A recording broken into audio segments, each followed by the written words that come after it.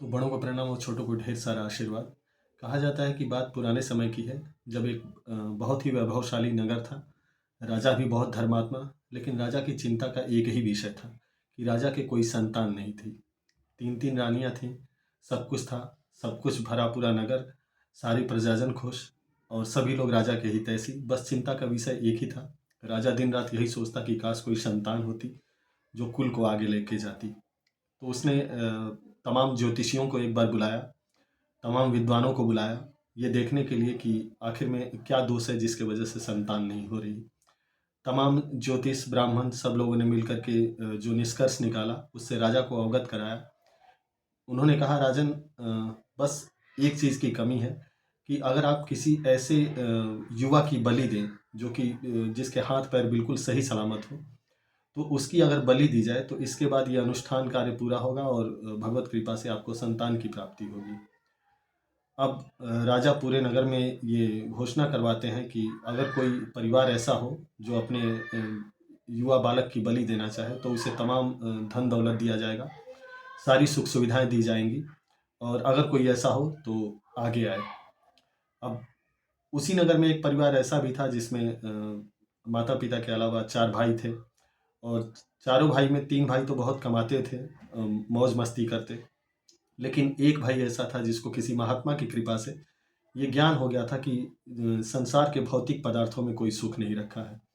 दिन रात भगवत चिंतन में डूबा रहता और भगवत आराधना किया करता, और जो भी आता घर पे, जो भी मिल जाता उसको बड़े प्रेम से खाता और फिर भगवत का नाम लेता और सो जाता। अब जब उस परिवार तक ये बात पहुंची, तो सभी भाइयों ने मिल करके और माता पिता को ये सुझाव दिया कि हम लोग तो कमाते हैं तब उड़ाते हैं, लेकिन एक ऐसा भी है जो बिल्कुल बैठे बैठे ही खाता है, कुछ काम धंधा इसको आता नहीं, ना कुछ करता है, तो ये किसी काम का नहीं है हमारे परिवार में। अगर हम लोग इसे राजा को सौंप दें तो एक अच्छी रकम मिल जाएगी, और जिससे परिवार का भरण पोषण आगे बहुत सुकून और शांति से चलेगा। अब जब ये बात हो जाती है तो वो लोग उस भाई को लेकर के, खुद भाई राजा को सौंपने के लिए आते हैं। सारी तैयारी हो जाती है, युवक के मन में कोई क्षोभ नहीं, कोई दुख नहीं, बिल्कुल प्रसन्न, वैसे ही चेहरे पे हंसी, चेहरे पे चमक। जब उसे ब्राह्मणों के आगे बैठाया जाता है तो अनुष्ठान के हिसाब से सारे ब्राह्मण और ऋषि उससे कहते हैं कि आपकी आखिरी इच्छा बोलिए, अगर आपकी एक आखिरी इच्छा कोई है तो। युवक कहता है कि मेरी कोई आखिरी इच्छा नहीं है, कुछ नहीं, मुझे आनंद आ रहा है, भगवत की जो मर्जी है, भगवान की जो मर्जी है, उसी में मेरा सुख है। फिर भी बहुत जिद करने पे जब बहुत जिद करते हैं कि नहीं, ये अनुष्ठान है, हम लोग पूछते हैं कि आखिरी इच्छा क्या है, और आपकी आखिरी इच्छा हमें पूरी करनी पड़ेगी, इसके बाद ही हम आपकी बलि देंगे। तो वो कहता है कि अगर आखिरी इच्छा पूरी करनी है तो आप मुझे मेरे लिए 1 बोरी रेत मंगा दीजिए। तो उसके लिए 1 बोरी रेत बालू मंगाई जाती है। वो क्या करता है, तो उसकी 4 ढेरियाँ बनाता है। 4 ढेरी बनाने के बाद वो उठता है, पहली ढेरी के पास जाता है, पैर से ठोकर मारता है, पहली ढेरी टूट करके और मिल जाती है वापस ज़मीन में। ऐसे ही दूसरी बार उठता है, फिर दूसरी ढेरी के पास जाता है और फिर उसको लात मारता है। ऐसे ही फिर तीसरी बार उठता है, तीसरी ढेरी के पास जाता है, उसको लात मारता है। 3 ढेरियों को तोड़ने के बाद जब चौथी बार उठता है, तो चौथी बार उठ करके चौथी ढेरी के चारों तरफ परिक्रमा करता है।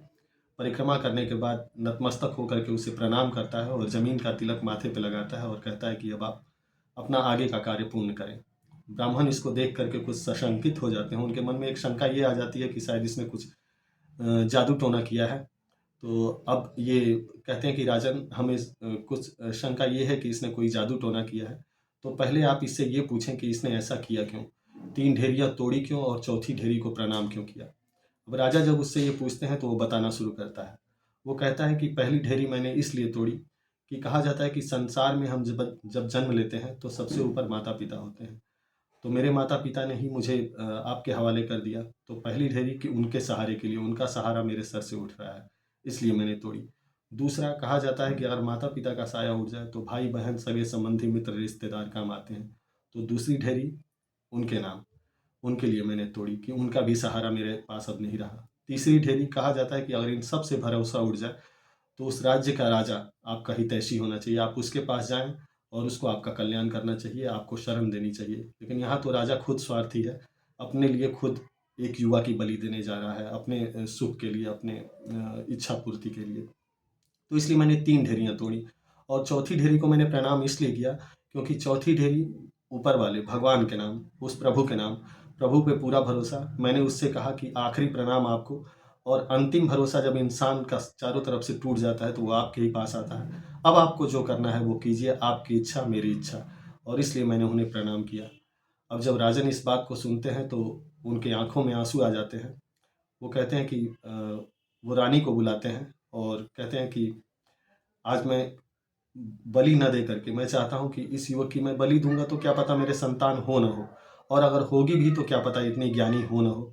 तो मैं इस युवक को आज पूरे नगर में सभी प्रजाजनों के सामने गोद लेता हूँ।